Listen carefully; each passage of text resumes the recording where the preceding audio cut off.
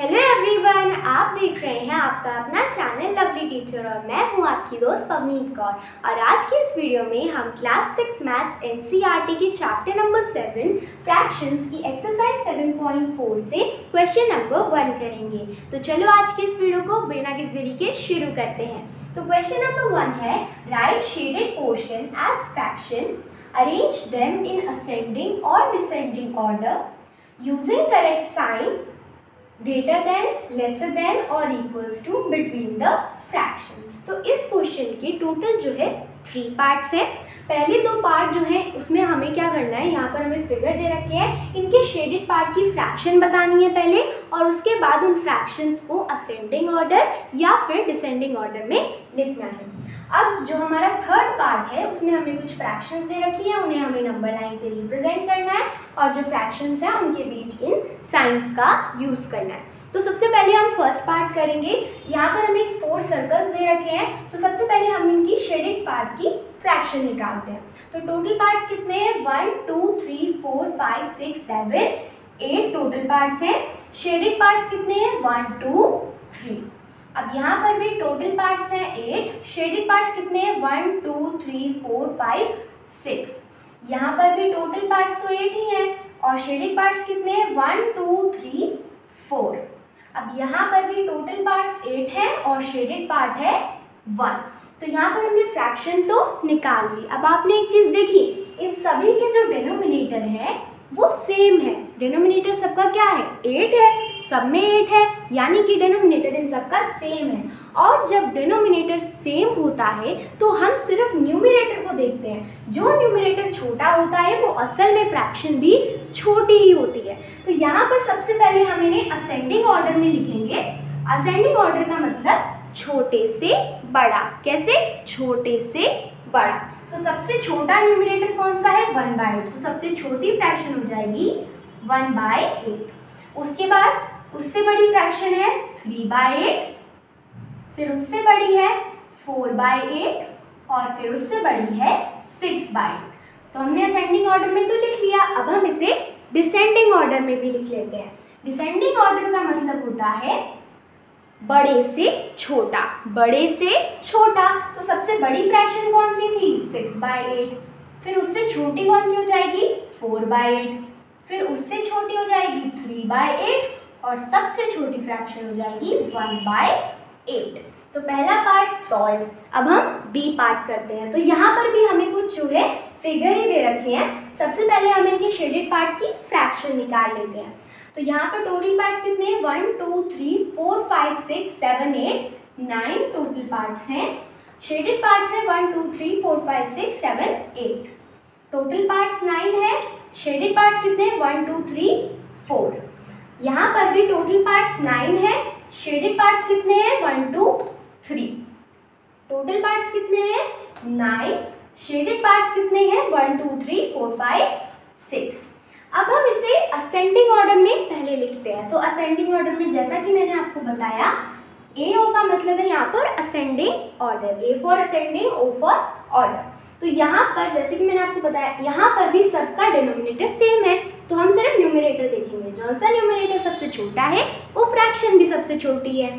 तो यहाँ पर असेंडिंग ऑर्डर में सबसे छोटा क्या है, 3/9, फिर उससे बड़ा है 4/9, फिर उससे बड़ा है 6/9 और फिर सबसे बड़ा है 8/9।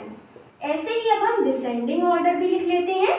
सबसे बड़ा कौन सा है, डिसेंडिंग ऑर्डर में लिखते हैं हम बड़े से छोटा। तो सबसे बड़ा है 8/9, फिर आएगा 6/9, उसके बाद आ जाएगा 4/9 और यहाँ पर सबसे छोटा है 3/9। तो हमने इसका सेकेंड पार्ट भी सॉल्व कर लिया। अब हम थर्ड पार्ट देखते हैं। तो थर्ड पार्ट में यहाँ पर कुछ डिफरेंट चीज़ है, वो हम इसमें समझते हैं कि हमें इसमें क्या करना है। तो बेसिकली हमें यहाँ पर 4 फ्रैक्शंस दे रखी हैं, 2/6, 4/6, 8/6 और 6/6। सबसे पहले तो हमें इन्हें नंबर लाइन पे रिप्रेजेंट करना है, दूसरा क्वेश्चन हम बाद में देखेंगे। सबसे पहले नंबर लाइन पे रिप्रेजेंट करते हैं। तो सबसे पहले तो आ जाएगा 0।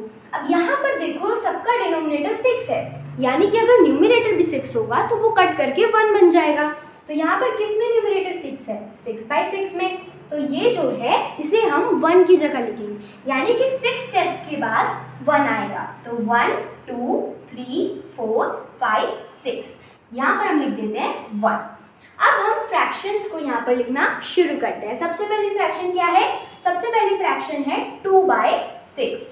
तो यहाँ पर 2 स्टेप्स के बाद आएगी क्योंकि ये 1/6 और फिर ये 2/6। नेक्स्ट है 4/6, 1, 2, 3, 4।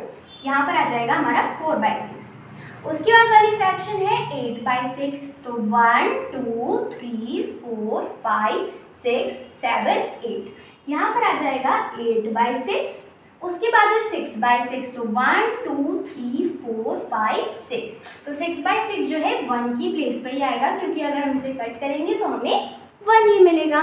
तो यहाँ पर हमने इन्हें नंबर लाइन पर रिप्रेजेंट तो कर लिया है। अब हम देखते हैं second question. Put appropriate signs, ये वाले sign greater than, lesser than और इक्वल्स टू हमें इसमें यूज करना है। तो सबसे पहले में है 5/6 और 2/6। जैसा कि मैंने आपको बताया था, अगर डिनोमिनेटर सेम है, अगर डिनोमिनेटर सेम है तो न्यूमरेटर जो छोटा है वही फ्रैक्शन छोटी होगी। तो यहाँ पर इसका न्यूमरेटर छोटा है तो ये फ्रैक्शन छोटी है, इसका मतलब ये फ्रैक्शन बड़ी है, तो यहाँ पर हम ग्रेटर देन का साइन यूज करेंगे। ठीक है, तो यहाँ पर आप देखो, इसे हम नंबर लाइन से, हमने यहाँ पर नंबर लाइन क्यों बताई उसका अंडरस्टैंड करते हैं उससे। तो यहाँ पर 5/6 देखो, 0 से 5/6 पे जाएंगे तो 1/6, 2/6, 3/6, 4/6, 5/6 यहाँ पर आएगा। और है 2/6 तो यहाँ पर 1/6, 2/6 यहाँ पर आएगा। तो देखो डिस्टेंस कहाँ पे ज़्यादा है? डिस्टेंस है 5/6 पे ज़्यादा, तो इसका मतलब 5/6 बड़ा है।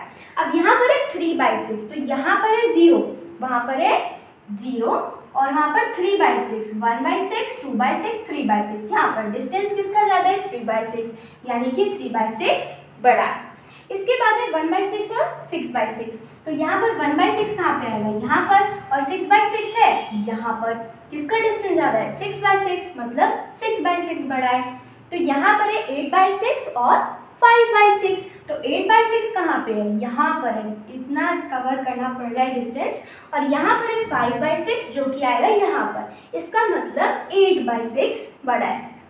तो एक तरीके से हमने नंबर लाइन इसलिए ड्रॉ करी ताकि हम प्रैक्टिकली ये समझ सकें कि डिनोमिनेटर अगर सेम है तो न्यूमरेटर जो छोटा है वही फ्रैक्शन छोटी होगी। तो ये क्वेश्चन हमने जो है सॉल्व कर लिया है। अब इसी के साथ हमारी आज की वीडियो होती है समाप्त। तो अगर आपको वीडियो अच्छी लगी हो तो इस वीडियो को लाइक करना, चाहे तो मेरे चैनल को सब्सक्राइब करना और इस वीडियो को शेयर भी करना। ओके, बाय बाय, मिलते हैं अगले एपिसोड में।